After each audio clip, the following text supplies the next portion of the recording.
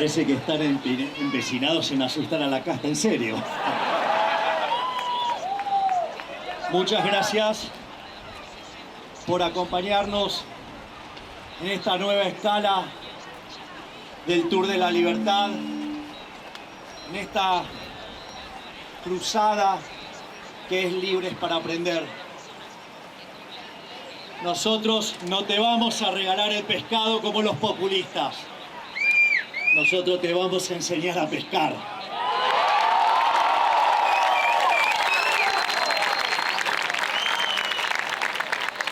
Y por lo menos, al menos cuando termine esta clase abierta sobre la justicia social, esperemos que bastantes argentinos abran los ojos, despierten y no confundan populismo, repartir la ajena, con devolverle el dinero a aquellos que lo generaron honestamente. O sea, ustedes.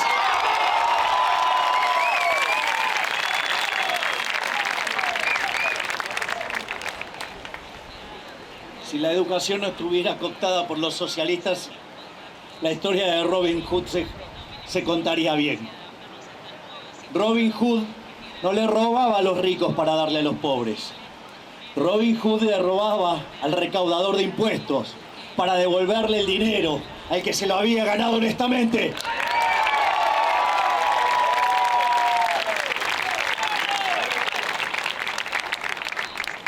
Y lo simbólico de estar aquí en Mar del Plata discutiendo sobre lo injusto que es ese concepto de la justicia social, justamente en esta provincia de Buenos Aires, gobernada por el socialista recalcitrante, retrógrado de Axel Kicillof.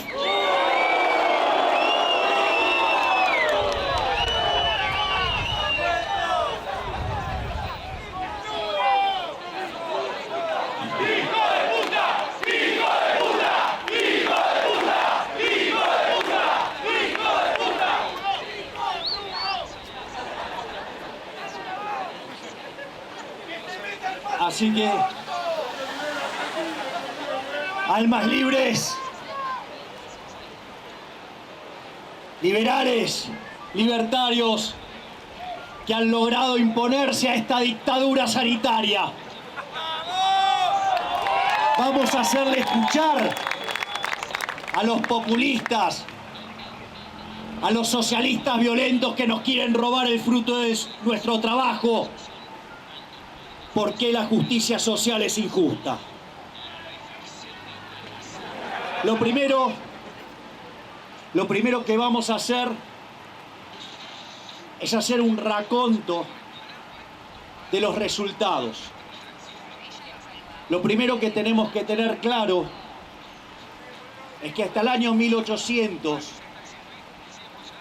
después de Cristo, la condición natural del hombre era la pobreza. El hombre nacía pobre, vivía pobre y moría pobre. Y eso cambió sustancialmente con la revolución industrial, que no fue ni más ni menos que una revolución institucional como resultado de toda la discusión previa que derivó en el liberalismo.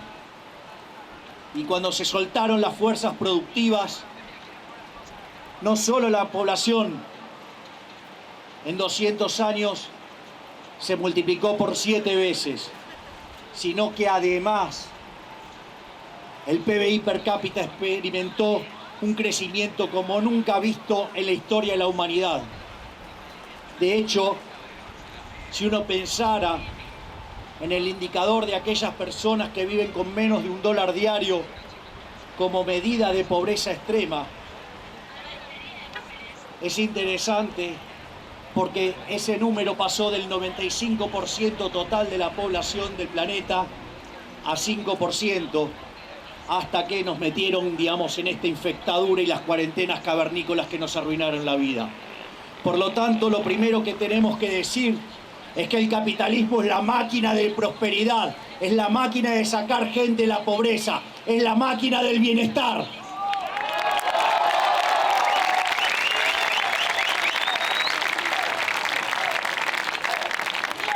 En ese sentido, lo primero que podemos señalar que aquellos países que son más libres tienen una tasa de crecimiento que más que duplica la tasa de crecimiento de los países reprimidos. Y eso obviamente a lo largo de un determinado periodo de tiempo tiene consecuencias. Y eso hace que aquellos países que son más libres tengan un ingreso 8 veces mayor que sus pares reprimidos. Y claramente después van a aparecer los socialistas diciendo, no, bueno, pero la distribución del ingreso y cómo están estos.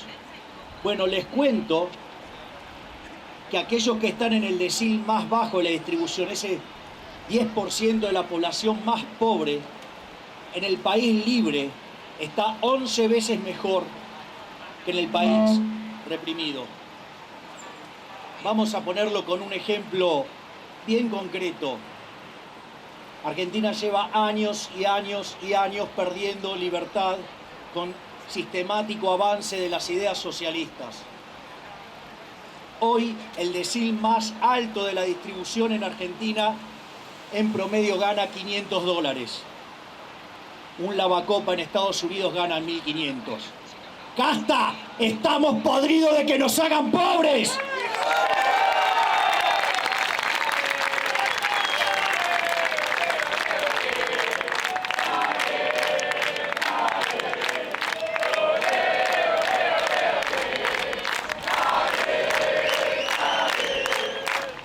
Es más, esta gente que dice que se preocupa por la vida, les vamos a contar algo. En los países libres, la gente vive un 25% más de lo que vive en un país reprimido. Y ellos que dicen que son los que otorgan derechos, en los países libres hay mayores derechos políticos, hay mayores libertades. Y tanto que se jactan de la agenda de género, en los países libres también las mujeres tienen muchísimos más derechos y les va muchísimo mejor. Por lo tanto, ¿por qué quieren tanto socialismo?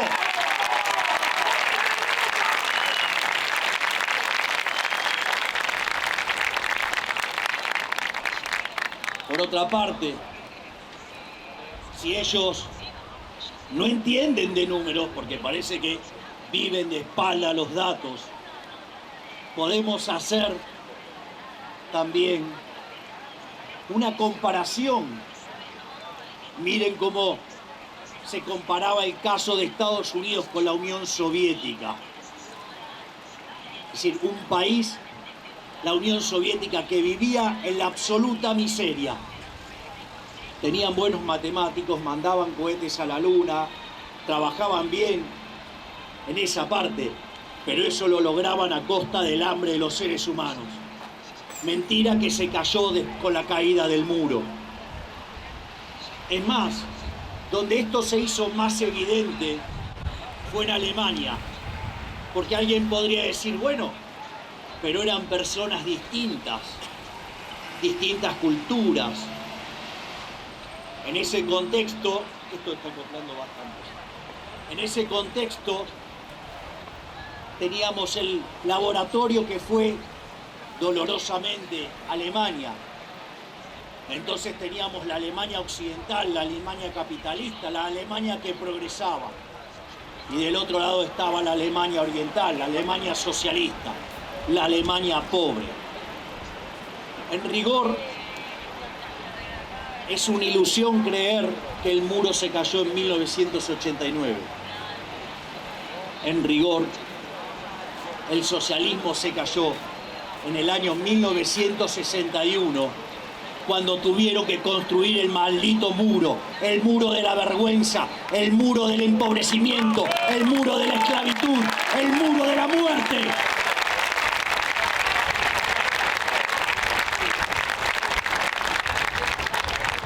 También dentro de esos experimentos El imperio austrohúngaro fue dividido. Entonces, Austria le tocó ser capitalista. A Hungría le tocó ser comunista. Austria progresó, Hungría se hundió. Si no les alcanza con ese ejemplo, véanlo hoy lo que es Panamá contra Cuba. Cuba, que era un país desarrollado hasta que llegó el socialismo.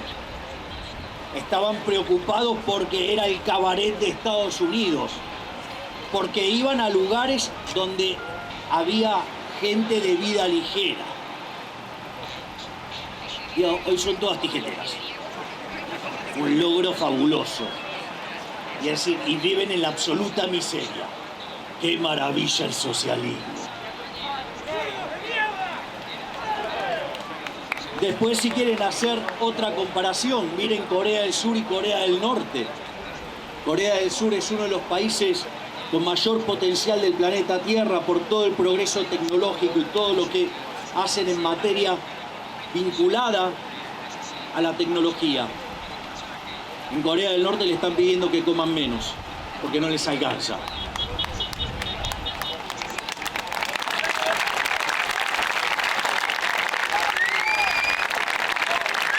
Si quieren otro ejemplo, pueden comparar el caso de Hong Kong con China. Con la poca fortuna de los hongkoneses que volvieron a mano de los chinos y cada vez entonces les está yendo peor.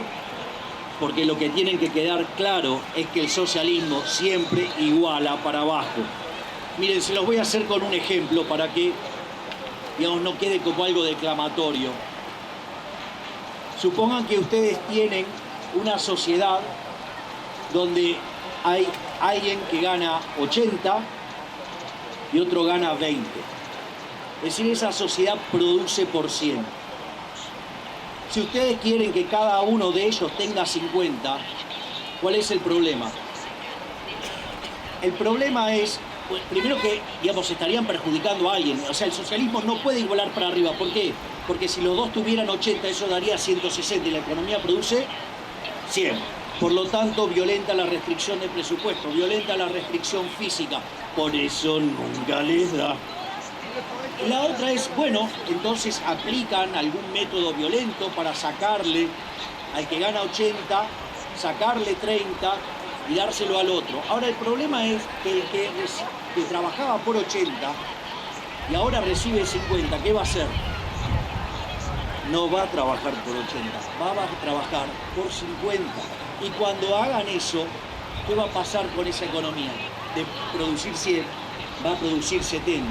Y en la medida que ustedes sigan insistiendo con ese proceso, ¿a qué se va a terminar? Se va a terminar igualando todos para abajo, todos pobres, todos donde esté el que peor está de todos. Este es como el ejemplo, si nosotros sabemos que lo que genera la riqueza es el capital humano, imagínense qué es lo que ocurriría si a cada uno que tiene un pensamiento superior a la media le aplican un chip y lo castigan.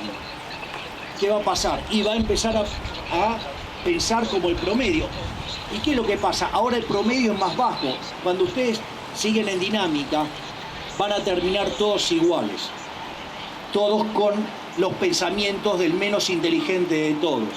Es decir, la gran victoria del socialismo en Venezuela son todos iguales, todos pobres.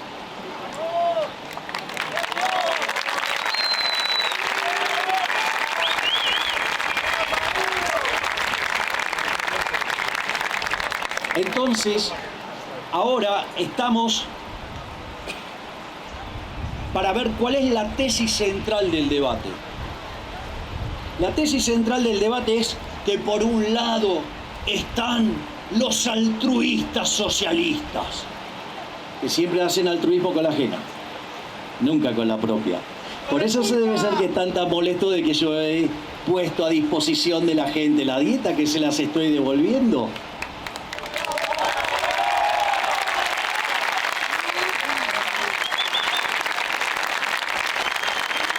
En realidad lo que a mí más me me genera una duda. No sé si es que le molesta que le esté devolviendo la plata a sus dueños originales, o les molesta que con todo esto se sabe cuánto gana un político en blanco y no pueden explicar el nivel de vida con la que están ganando.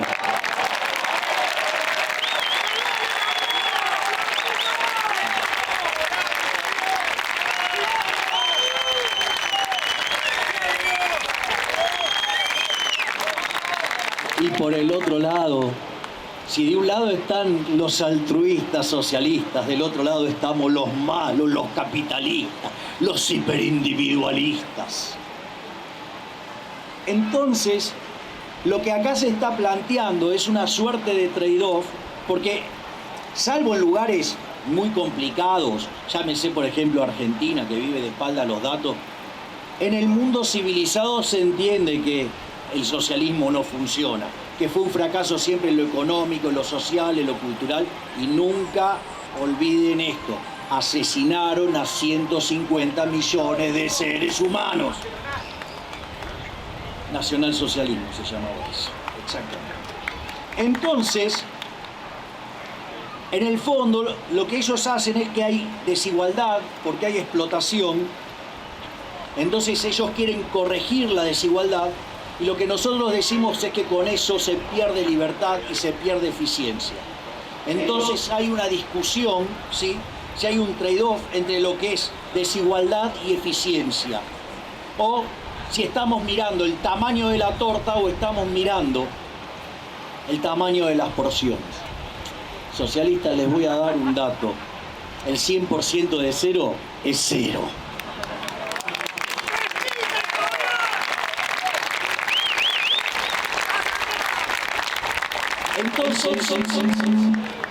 Entonces, frente a la tremenda superioridad cuantitativa del sistema capitalista, ¿qué es lo que hizo el socialismo?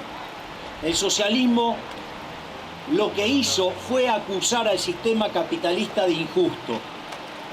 Es decir, el sistema capitalista, según ellos, es un sistema opresor, un sistema explotador, un sistema que genera mucha desigualdad, y que obviamente, acorde a ellos, hay que corregirlo a la fuerza, robándole la gente al que le va bien para dárselo al que le va mal, omitiendo el pequeño detalle de lo que hablaba Bastiat, las porosas manos de los políticos.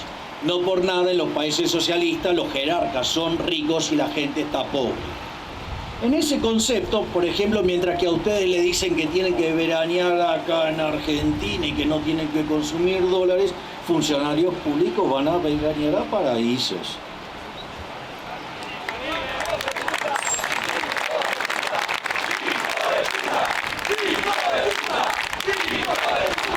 Por lo tanto, lo que vamos a hacer en esta parte de la charla, lo que voy a hacer es plantear los postulados socialistas y voy a demostrar que es falso lo que dicen los socialistas de que el sistema es explotador, el sistema capitalista. El problema es que ellos abrazan a lo que se llama un error teórico. Entonces lo que voy a estar demostrando en esta parte es por qué el socialismo es un error teórico. Esto partió, si ustedes se quieren, de alguna manera, omiten, digamos, o sea, el trabajo de los jesuitas al respecto. Esto partió con lo que se llama la teoría de la explotación de Rodbertus. Rodbertus lo que decía es que solamente son bienes aquellos bienes que se producen con trabajo. Solamente eso es bien para él. Solo lo que se utiliza se produce con trabajo. Obviamente que según esta visión, los ingresos del terrateniente era el trabajo no remunerado. Es decir, si las cosas, digamos, vienen explicadas su valor por la cantidad de trabajo que tienen, y si tiene un valor distinto, entonces esa diferencia era algo que los capitalistas le roban a los trabajadores. Obviamente que esto surge porque, según ellos, hay una coacción a los trabajadores para que no reciban lo que producen, ¿sí? Y esa coacción deriva de instituciones nefastas como la propiedad privada y el contrato laboral. Y en ese sentido, lo que hay que comprender acá es que el eje central de todo esto es la teoría del valor trabajo. Es decir, las cosas valen por la cantidad de trabajo que tienen incluida. Sí, pero acopla. Me acerco y acopla. En ese contexto, es como una suerte de teoría objetiva del valor donde los precios vienen determinados por los costos. En este caso, el costo del trabajo. A partir de esto, en esta situación se suma el señor Marx y su obra nefasta llamada El Capital, que dicho sea de paso, digamos, tenía terminado el tomo 2, pero cuando vio la obra de Karl Menger, sabiendo que estaba derrotado intelectualmente, no la publicó, porque se la pasaba amenazando en el tomo 1 que lo iba a contestar en el tomo 2, pero en el medio aparecieron Menger, Gibbons y Balrach.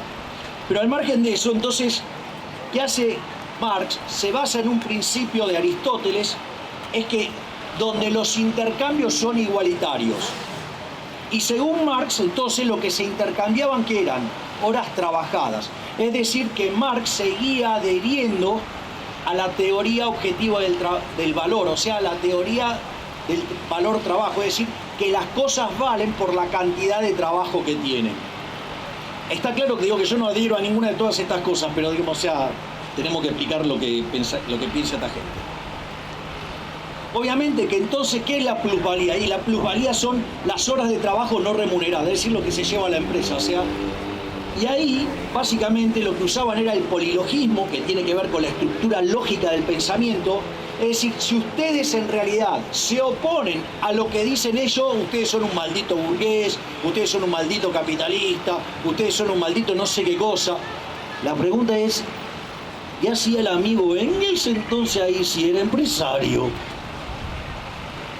Y el señor Marx, que vivió primero de su padre, que cuando se cansó y le puso una patada en el traste, se casó con una caudalada para vivir a la mujer, a la cual mientras que la vivía le hizo un hijo a la empleada doméstica. Es decir, Marx tenía empleada doméstica. Qué interesante, ¿no? O sea, y es más, después, ¿y quién se hizo cargo, digamos, de esto? El señor Engels. Entonces, pero esa lógica de si ustedes no piensan de esta manera son el enemigo, fíjense que esto lo hizo hace poco el señor, el Mr. Pelele, que tenemos como ministro de Economía, cuando dijo: yo tengo puesta la camiseta de Argentina contra el fondo, y aquellos que no piensen como yo son el enemigo de la patria.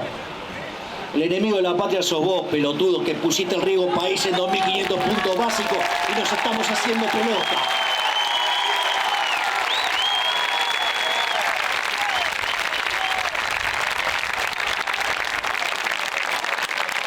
¿Ahora entienden por qué el señor Guzmán pone las fechas cuando yo no estoy? Y después, o sea, cómo ellos explican, digamos, que va a llegar el socialismo. Porque dicen, mire, usted tiene tesis, antítesis y síntesis. Entonces, ¿cuál es la tesis? Bueno, la tesis es el mercantilismo. ¿Y la antítesis qué fue? El liberalismo. Entonces, la síntesis... Aparece Copperfield y dice, ¿what? ¿Es el socialismo? O sea, sale como un conejo de una galera. Entonces, ahora, expuesta estas ideas que son la base del pensamiento socialista, lo que vamos a hacer es rebatir cada una de estas tonterías. El primer punto es: miren, muchachos, es falso que todos los bienes se producen con trabajo. Ustedes, o sea, hay trabajo, pero hay materias primas, hay tecnologías, hay bienes de capital. No se produce solo con trabajo. Y es más, les digo algo, hay algo que más también que es importante, que se llama tiempo. Porque no todos los bienes, digamos, ya ustedes los producen y salen de manera instantánea. Hay algunos bienes que demandan tiempo.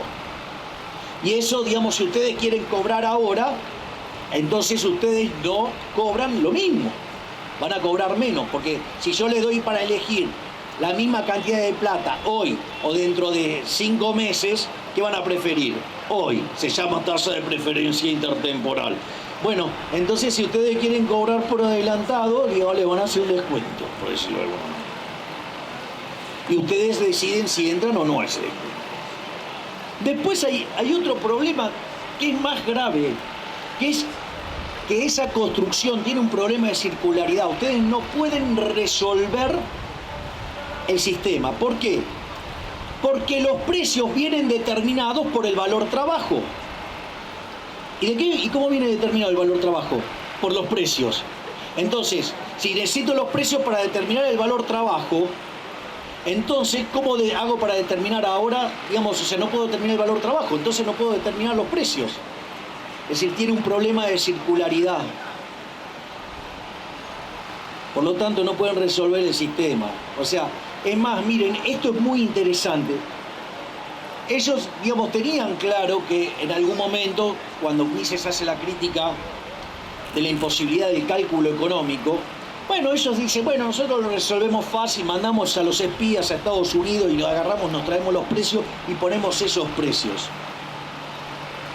Digo, parece una respuesta razonable, salvo que es una pelotudez del tamaño de una casa. ¿Por qué? Porque si entonces en todos lugares se impusiera el socialismo, ¿de dónde carajo toman los precios del planeta Marte? Puede ser que los marcianos tengan una preferencia distinta. La otra cosa, y esto, digamos, fue lo que fue la refutación de la teoría del valor trabajo, que estaba muy cuestionada, y fue refutada por Carl Menger, por William Stalin Jevons y por León Balrá, cuando desarrollaron la teoría subjetiva del valor. Es decir, la teoría subjetiva del valor, las cosas valen por las preferencias y la escasez. La pregunta es, ¿cuánto pagan en este momento por un vaso de agua? No sé cuánto pagan, pero si lo comparan con lo que hubieran pagado en el medio del día con 40 grados de temperatura, les puedo asegurar que es distinto. Y si están en el medio del desierto del Sahara, les aseguro que también. Es más, hay una cosa que se llama utilidad marginal decreciente, se lo voy a poner en estos términos. ¿Cuánto pagarían por el primer vaso de agua en el desierto? Y todo. Y por el segundo, menos. Por el tercero, menos. Cuando tomaron 5 litros, si les llevo un vaso de agua, ¿qué hacen? Entonces, la teoría, a ver, de vuelta, no vale lo mismo el vaso de agua hoy a esta hora que hoy a la tarde, y no vale lo mismo el vaso de agua en este lugar que en el medio del desierto del Sahara. Es decir, importa las preferencias e importa también que el momento. Es decir, y también lo que importa es la escasez. Porque ustedes, o sea, el aire es muy valioso para nuestra vida, pero es súper abundante. Consecuentemente, digamos, o sea, a pesar de que nuestra demanda es muy fuerte y sostenida a lo largo de todo el día, porque si no nos morimos, ¿el precio cuánto es? 0. ¿Por qué? Y porque hay tanta oferta que a ese nivel de demanda y nivel de oferta, el precio es 0. ¿Por qué? Porque hay mucho. Entonces, y después los diamantes, ustedes puede ser que los diamantes no les importe un rábano, digamos, para comer ni nada para el estilo, pero ¿qué pasa? La gente lo quiere y son escasos, entonces valen un montón. ¿Y cuánto trabajaron el diamante? Quizás no trabajaron nada, venían caminando y se lo encontraron ahí, pero ustedes saben que, digamos, se encontró una piedra así, saben que son millonarios ahora. Y no, digamos, en pesos crocantes emitidos por el Banco Central. ¡Vamos! Por lo tanto, lo que están viendo ahí es que la teoría valor-trabajo es un sinsentido. Y esto es muy importante porque cuando lleguemos a la discusión final es ¿por qué si la evidencia empírica los aplastó? ¿Por qué si perdieron el debate teórico? ¿Por qué siguen abrazando al socialismo? Y les digo, la respuesta viene por acá, viene por el lado de la teoría del valor. Otra estupidez vinculada a esto y que no entienden, es que los intercambios, no sé si habrán escuchado varias veces a los socialistas hablar de la teoría del derrame, porque ustedes los liberales creen en la teoría del derrame. Ningún socialista me pudo demostrar que la literatura liberal ¿sí?, esté el tema del derrame. Yo no sé si no lo pueden demostrar porque no leen, porque solamente leen lo de ellos, o alternativamente es que, digamos, lo leyeron y no lo encontraron. Y es otra falacia del espantapájaros que ellos construyen. Pero el liberalismo, como abraza, claro, esto les resulta muy difícil a ellos. Nosotros reconocemos que las personas son distintas, que gracias a Dios los individuos son distintos, que cada individuo es único e irrepetible.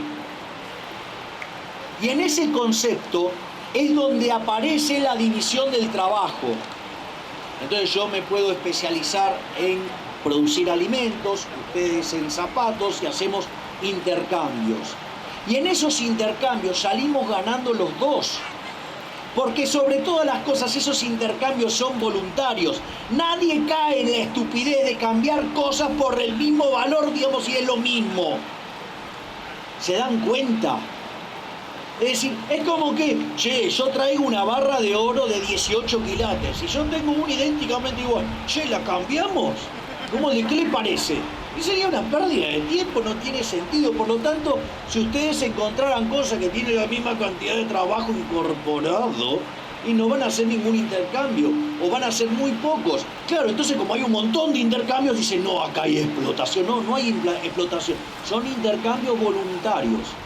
Es decir, como la utilidad es subjetiva, la valoración es subjetiva, los dos, o sea, si hay derrame para los dos lados, porque se benefician los dos.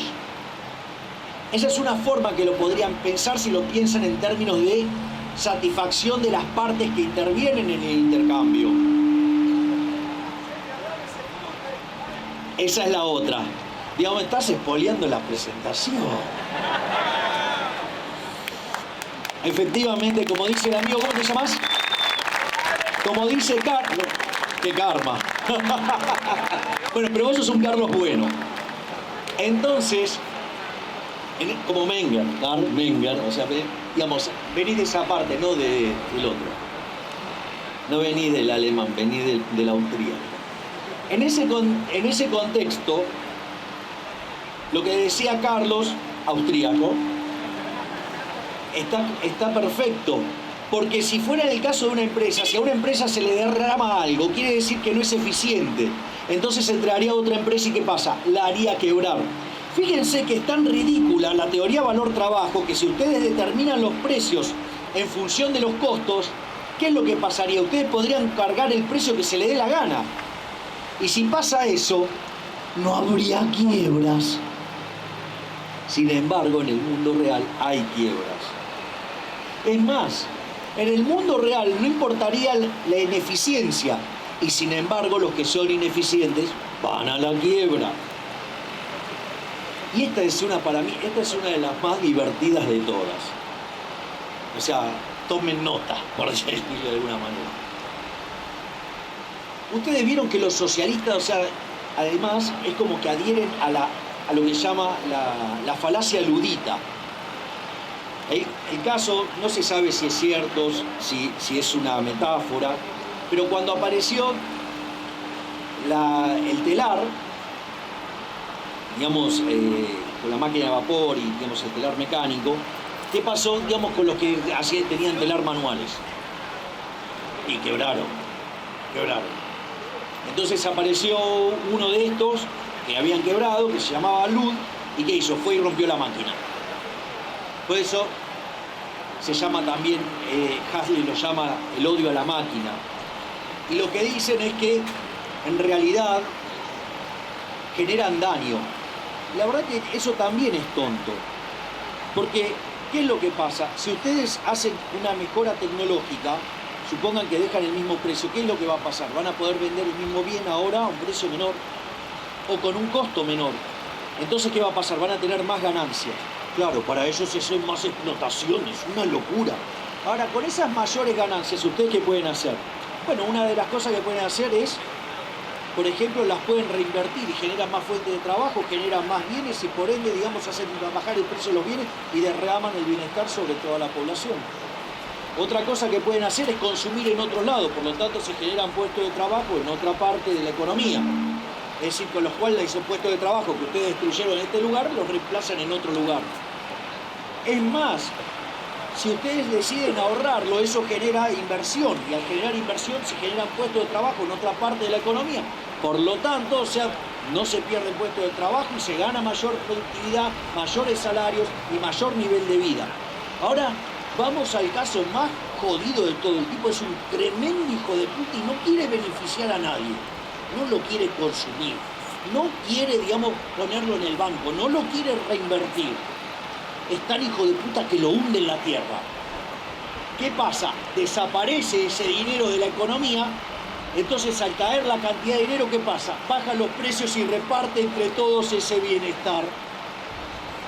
Si no fuera porque es delito, una de las cosas que podría hacer, en lugar de sortear la dieta, podría quemarla. El problema es que me quieren meter preso y con eso les daría un motivo.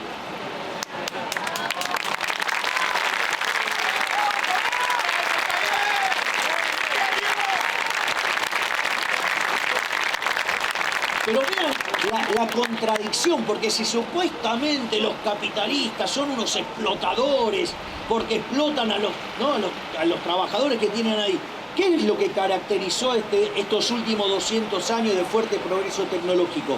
Que ahorra trabajo. Miren si serán pelotudos que ahorra trabajo, o sea, bajan la explotación, o sea, hay empresarios masoquistas. Es decir, mientras que dicen que quieren ganar plata, dicen que después la quieren destruir. Tienen un problema de contradicción en sus términos, muchachos.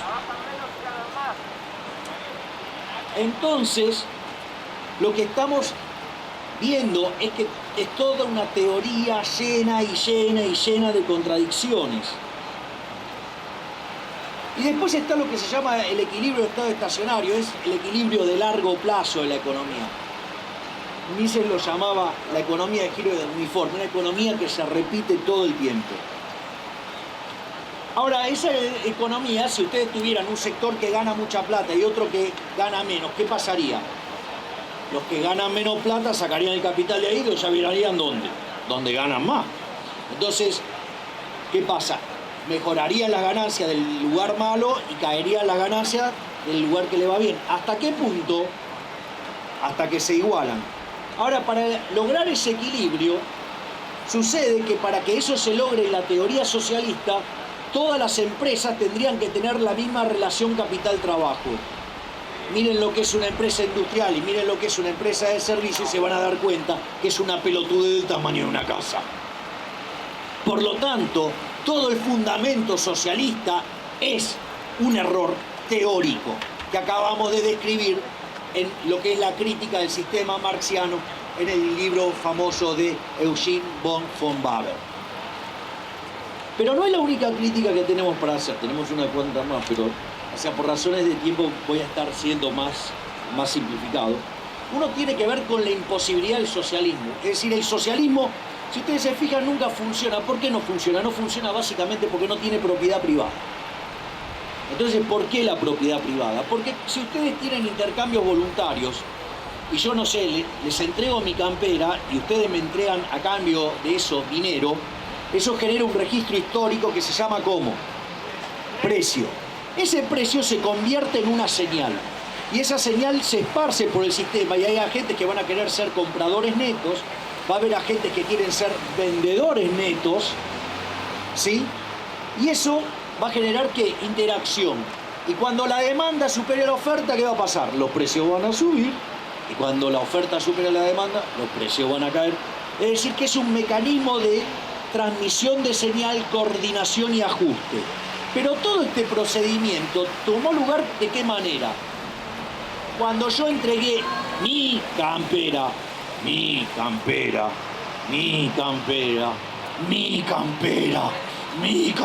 ¿a cambio de qué? Del dinero de ustedes. En ese, ¿sabes qué? Digamos, o sea, antes la voy a subastar y dono los subastados si fuera por eso. Pero esperen, todavía no se hagan ilusiones porque tenemos varios recitales más. Digamos, o sea, es difícil encontrar, digamos, el look Mick Jagger.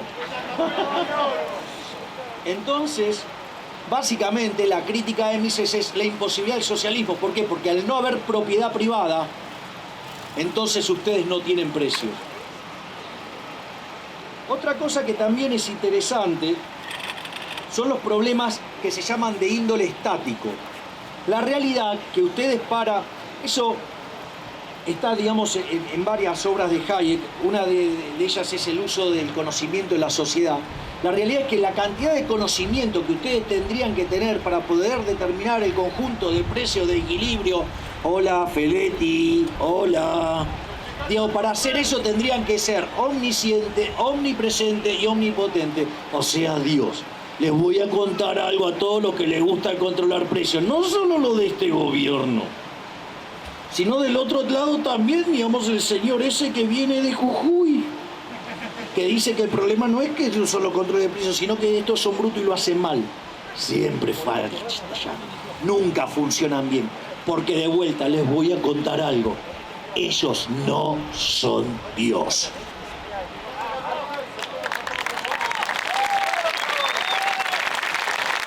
Entonces, uno de los problemas que aparece de modo estático es la cantidad de información que ustedes tendrían que manejar para poder determinar los precios. Es inviable. Es decir, no hay cerebro en el mundo que pueda procesar toda esa información. Fíjense que, digamos, muchos de estos experimentos colectivistas siempre hablaban de que ya tenían la computadora que iba a poder resolver todo. Y nunca llegaban, nunca lo podían hacer, porque claramente no lo pueden hacer. De hecho, ahora vamos a poner un ejemplo de el gobernador de la provincia de Buenos Aires. No, estamos hablando del de la provincia de Buenos Aires, no del Steve Jobs falso. Estamos hablando de Koinor. No, ¿se acuerdan, digamos, en una época, digamos, Cristina le decía poderoso el chiquitín, así que digo Koinor? No estaba pensando en hacer una publicidad, no sé si existe todavía la marca. Este gobierno quebró todo, así que... Pero al margen de eso, un día estaba Kicillof hablando, que es interesante, porque a veces hablaba y hacía así. Una cosa, era como un poco contradictoria. Pero al margen de eso, él dijo que la Unión Soviética se cayó porque no tenían el Excel. Digo, miren que yo he escuchado cosas pelotudas en mi vida, pero como esa ninguna. Porque según él, como no tenían el Excel, no, digamos, tenían problema para invertir las matrices insumo-producto, que es lo que permitiría resolver el problema. Parece que el señor Axel Kicillof ignora que los rusos junto a los americanos tenían los mejores matemáticos del mundo. Es decir, no tenían problema para invertir matrices, estaban enviando cohetes a la luna. Ese no era el problema que tenían los rusos. Pero bueno, para él, digamos, o sea, el Excel es, no sé, mejor que, digamos, o sea, que Euler. Euler estaba en Basilea, y en Basilea estaban los Bernoulli. Los Bernoulli parece que fuera un matemático muy productivo, pero en realidad eran 7. Y tenían todo topado. Pero apareció el amigo Euler, que hoy es el matemático con más teoremas de la matemática, y entonces lo invitaron a irse a Moscú. Que dicho sea de paso, resolvió el problema de las sumas infinitas tomando vodka. Es decir, cuando ustedes quieren, no, esto viene al caso, porque cuando ustedes quieren, digamos, mandar un cohete a la luna, tienen que resolver lo que llama un problema de optimización dinámica. Y porque tienen que calcular bien los costos de mandar un cohete a la luna, porque si no llega, tienen algún problemita. Y los sanguinarios socialistas lo resolvieron matando a una perra, la pobre laica. Pero digamos, al margen de eso, el problema es cómo se resuelven estos problemas que incluyen el tiempo, el problema de las sumas infinitas, porque si ustedes suman infinitas cosas, ¿eso cuánto da? Infinito. Entonces ustedes no podrían maximizar esa función porque suma infinito. Entonces ustedes tienen que tener ese conjunto acotado. Nunca me imaginé que iba a estar dando clases de matemáticas. En este contexto. Pero estos ejemplos los usaba cuando daba economía matemática, obviamente. Y en ese sentido, digamos, o sea, ¿cómo ustedes hacen para sumar y que sea un número que esté acotado y ustedes entonces puedan encontrar un máximo. O sea, y si además el conjunto está cerrado, digo, van a poder encontrar el borde. En ese contexto, el señor Euler estaba, digamos, en Moscú, imagínense, se estaba cagando de frío a full. ¿Qué estaba haciendo? Estaba tomando vodka.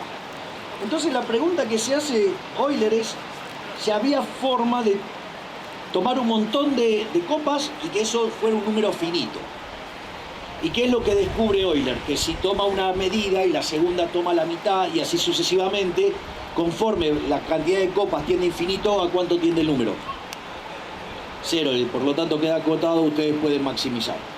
De eso se trata. Digo, a ver, tenían a ese, digamos, en esa zona, digamos, o sea, generando, no digo que de la misma época, pero generando pensamientos, generando escuela. Imaginen los matemáticos que salieron de ahí adentro. Por lo tanto, digamos, dale, Kichilov, dale. El segundo es, que también es un problema estático, es que hay una cuestión de know-how. O sea, supongamos lo siguiente. Yo quiero volcar la pelota en el aro de básquet. Ahora, ¿cuál es el problema? Entonces viene Shaquille O'Neal y me lo explica. O LeBron James viene, me lo explica. ¿Cuál es el problema? Mirá, me lo puede poner... dudo que lo pueda poner por escrito, pero si lo pudiera poner por escrito, ¿cómo se ven replicando una volcada de Shaquille O'Neal o de LeBron James? No pueden, porque ese es el know-how, o sea, el know-how ustedes no lo pueden transmitir. Entonces, como no lo pueden transmitir, no lo pueden replicar, consecuentemente nunca pueden replicar el resultado de mercado, porque necesitan pasarle la orden a los individuos para que hagan algo que está dentro de ellos y que no se lo puede transmitir para que ustedes lo transmitan. Pero no queda ahí. Otra cosa que a ustedes puede pasar es que generan un producto. ¿Y cuál es el problema? Ustedes generan el producto. ¿Qué creen que pasa? Y cuando hacen el lanzamiento del producto se les llena el culo de preguntas, si se va a quebrar, si no, que esto, que el otro. ¿Por qué? Porque es un proceso de descubrimiento. Entonces ustedes salen con un producto, creen que es maravilloso y no lo quiere nadie, ¿y qué pasa? Quiebran. Entonces, el mercado en rigor es un proceso de descubrimiento. Los precios van surgiendo de ese proceso de descubrimiento, es un proceso dinámico. Por lo tanto, no puedo pasarle información al órgano de planificación centralizado porque esa información que yo necesito para tomar decisiones en el mercado, ¿qué pasa? Todavía no se generó. Entonces, ¿qué pasa? Cada vez que los socialistas se meten a manosear la economía, ¿qué hacen? Generan desastre. ¿Y qué es lo mejor que podrían hacer? No intervenir. Con lo cual, la cuarta es una contradicción, es un término. Para que el socialismo pueda funcionar, debe dejar de existir. Por lo tanto, es una contradicción en sus términos y por eso se explica que haya generado tanto daño en todos los lugares donde se lo aplicó.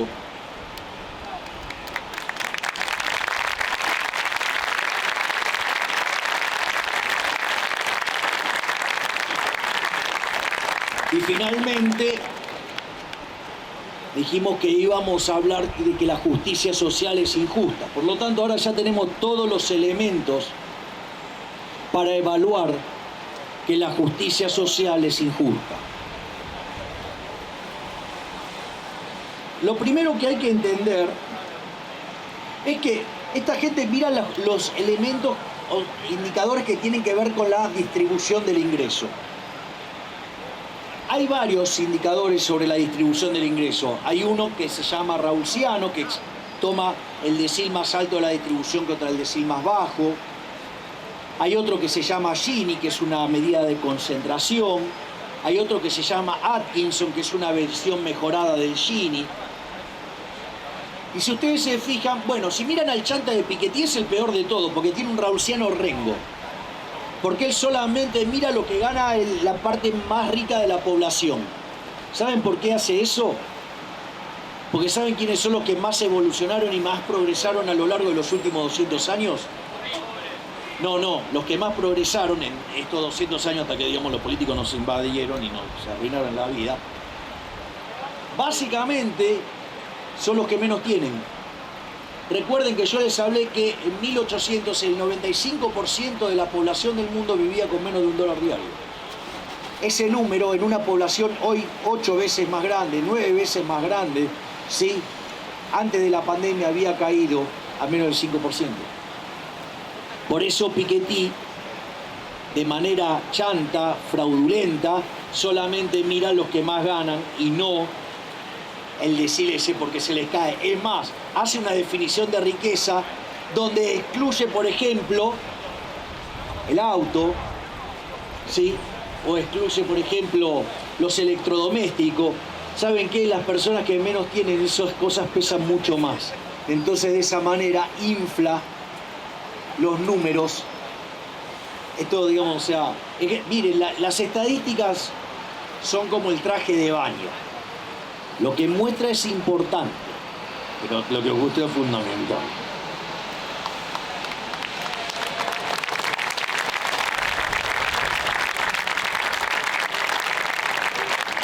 En este sentido, ellos suelen usar mucho el indicador gaussiano, de tomar el que más gana contra el que menos gana.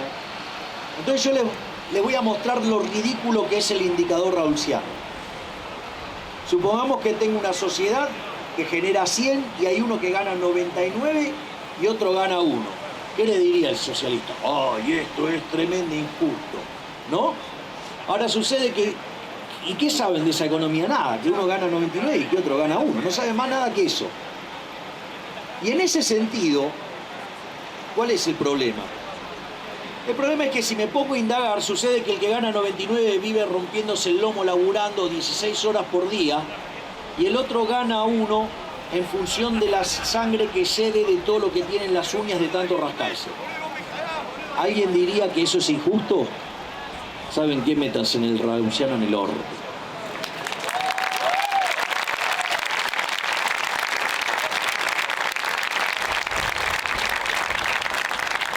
La otra cosa tiene que ver con la remuneración de los factores. En la interpretación de la teoría subjetiva del valor, la retribución de los factores viene dado por el valor del producto marginal de ese factor. Supongamos, vamos a hacerlo con el trabajo.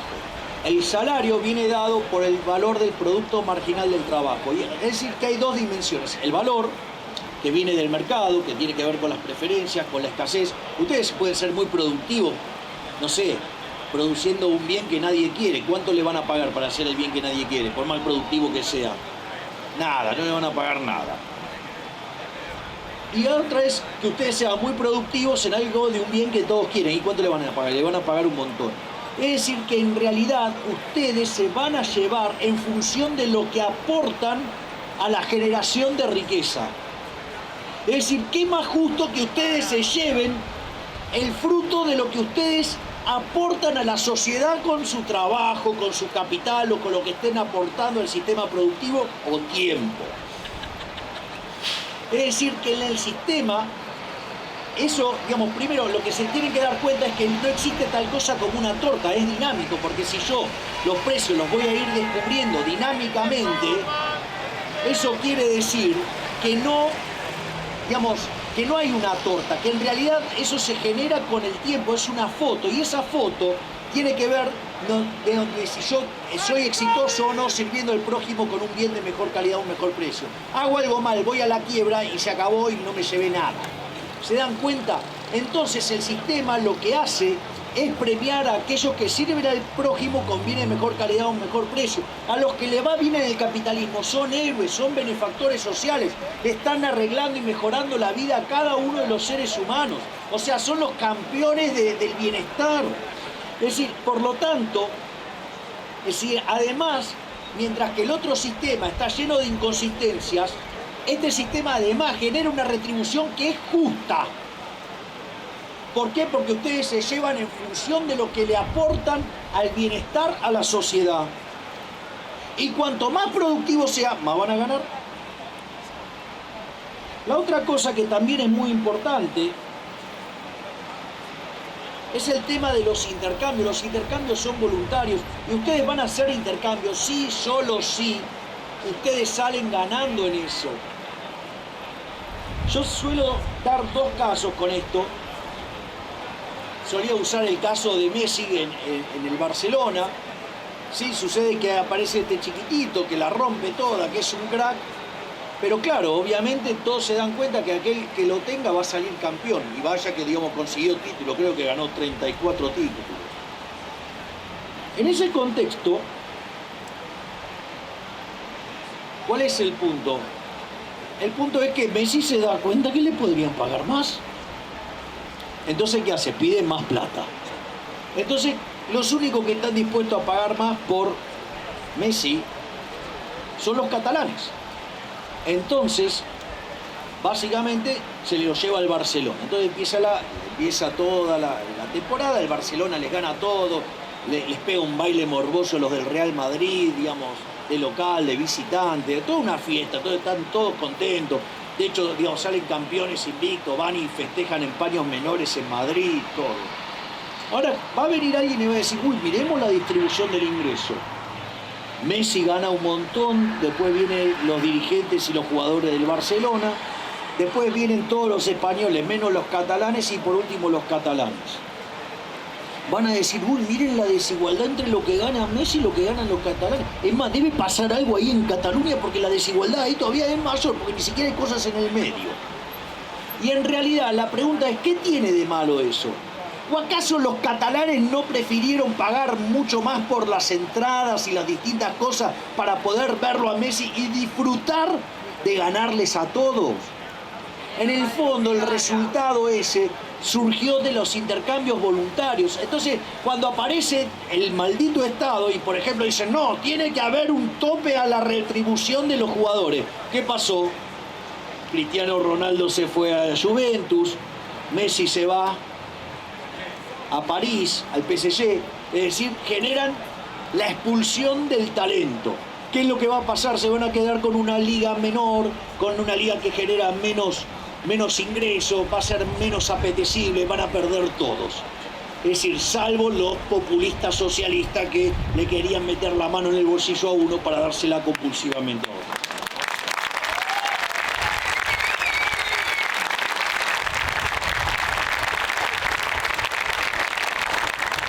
El otro caso es el de mi viaje en colectivo con mi amiga Cristina. Bueno, ahora podría ser mi amigo Alberto. Mi amigo Guzmán. Entonces nos subimos al colectivo, obviamente mi amiga Cristina se sienta a la izquierda. Obvio. Y de repente entra un señor con los bolsillos en el colectivo repleto de guita. Y a ella le parece profundamente injusto que ese señor tenga tanta plata y nosotros los que estamos ahí seamos todos unos secos. Entonces agarra el palo con el cual, digamos, en el colectivo se ve cómo están las ruedas, le pone el palo en la cabeza y le dice, o me das toda la plata o te rompo la cabeza de un palazo. El señor, digamos, frente a una propuesta tan atractiva, le da el dinero. Y suponiendo, digamos, que la señora la redistribuye igualitariamente entre todos, ¿ustedes me podrían decir que esta sociedad donde todos tienen lo mismo es más justa que la primera? Claramente, es absolutamente violenta, esa igualación es absolutamente violenta. Es decir, es como Procusto, el caso de Procusto. Procusto era un tipo que estaba obsesionado por la igualdad. Entonces, ¿qué era lo que pasaba? Invitaba gente a la casa, le invitaba a comer, los empedaba y cuando estaban medio knockout los invitaba a dormir. Entonces, si eran más largos que la cama, ¿qué hacía? Le cortaba las piernas. Si eran más anchos, le cortaba los brazos. Y si eran más cortos, ¿qué hacía? Los estiraba. Es decir, era un torturador. Es decir, no hay nada más salvaje y violento que querer igualar a los que naturalmente y afortunadamente no somos iguales. Porque la única igualdad que vale es la igualdad ante la ley. Cuando ustedes tengan igualdad ante la ley, va a haber libertad. Cuando ustedes quieran hacer todos iguales de manera artificial, ¿qué es lo que va a pasar? Vamos a perder la libertad.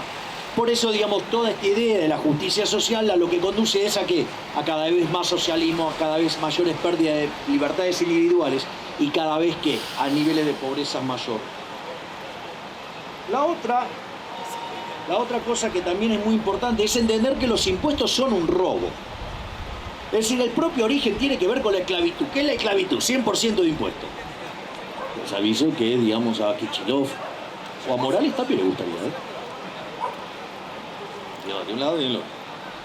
En ese sentido, la esclavitud es 100% de impuesto. ¿Y por qué es un robo? Porque nadie paga voluntariamente los impuestos. Vamos a replicar la experiencia. Yo, digamos, veo esta situación. Va un vecino a la casa de otro y le dice, dame el 50% de los ingresos. ¿Usted qué cree que le va a decir? Ni pedo. Entonces al otro día va con un papel, le dice que le tiene que dar el 50% y firmado. Le dice, mirá, tengo este papel, digamos, me tenés que dar el 50% de los ingresos. Y dice, ¿y quién lo firmó? Yo. Ah, bueno, metételo en el... Bien, exacto. Entonces, al otro día viene con un muchacho de las dimensiones de Shaquille O'Neal con un bate de béisbol haciendo así. Usted diga así. Se lo dan, sí, pero es un robo. Es un robo. Entonces, lo que estamos viendo es que la justicia social tiene varios problemas. Uno de los problemas es que es un trato desigual frente a la ley. Y el otro es un robo. Por lo tanto, cuando le vienen con el verso de la justicia social y de sacarle a alguien para darle a otro, le tienen que decir, pero vos estás a favor del robo, vos estás a favor de que la gente sea tratada desigual frente a la ley. Hay ciudadanos de primera, hay ciudadanos de segunda. Esto, digamos, yo lo planteé cuando fue lo de bienes personales. Yo que me comprometí, entre otras cosas, que nunca iba a subir los impuestos, ¿sí?, ni que iba a crear nuevos impuestos. ¿Qué proponía el oficialismo? El oficialismo proponía que, bueno, que se levantaba la base del mínimo no imponible y eso hacía que 500.000 personas no pagaran. Pero misteriosamente les agarró un ataque de ortodoxia. Dice, no, pero va a desbalancear las cuentas fiscales, cuando habían presentado un número que tenía un agujero de 12.000 millones de dólares. Después metieron 56 artículos de un día para el otro incrementando el gasto y no sabían cómo carajo lo iban a financiar. Y sucede que ahora, digamos, estaban preocupados por ese desbalance. Entonces, ¿qué hicieron? Le rompieron el traste a 16.000 argentinos. Y yo qué dije, eso es inmoral. Están tratando desigualmente frente a la ley a la gente. Están castigando al exitoso y premian al que le va mal. Es decir, en el fondo, digamos, es aberrante. Es inmoral. Hay un robo, hay un trato desigual frente a la ley. Y además fracasa siempre. Entonces, frente a esta situación, ¿sí?, y ya, digamos, como cierre de la presentación, si el socialismo falla siempre en lo empírico, siempre es un fracaso. Si además fueron derrotados en el plano teórico, es decir, que los derrotó la teoría económica, los derrotó la evidencia empírica, ¿por qué no cambian? ¿Por qué no internalizan? ¿Por qué siguen sosteniendo esa mentira de la desigualdad y que el sistema es injusto? El sistema injusto es el de ellos. Es decir, no existe... Mire, Israel Kirzner, en un libro maravilloso que se llama Creatividad, Capitalismo y Justicia Distributiva, en un momento dice, mire, la superioridad cuantitativa del capitalismo es indiscutible, pero si el sistema fuera injusto, no valdría la pena defenderlo y merece ser quebrado. Lo que nosotros acabamos de ver es que el sistema no solo que es más productivo, sino que acabamos de demostrar que además es moralmente superior, porque, digamos, o sea, es el único sistema que retribuye a la gente en función de lo que la gente aporta, en función de lo que la gente genera. Por lo tanto, si los hemos derrotado en el plano empírico, los hemos derrotado en el plano teórico, ¿por qué no aprenden la lección? Y para aprender la lección, esto nos lleva de vuelta a la teoría del valor trabajo versus la teoría subjetiva. Ellos no pueden aprender la lección porque no se pueden desprender de la teoría del valor trabajo. y no se pueden desprenderle de la teoría de valor-trabajo, porque con la teoría del valor-trabajo es lo que explica la explotación. Pero ya hemos demostrado que la teoría del valor-trabajo está errada. Por lo tanto, el socialismo es un error teórico que lo único que conduce es a miseria, a violencia. ¿Sí? Además, no se olviden que han matado a 150 millones de seres humanos, porque ese sistema nefasto siempre se impuso por la fuerza. Por lo tanto, les pido que ustedes levanten las banderas de la libertad, porque el sistema no solo es más productivo, es moralmente superior. ¡Viva la libertad, carajo! ¡Viva la libertad, carajo! ¡Viva la libertad, carajo! ¡Muchas gracias!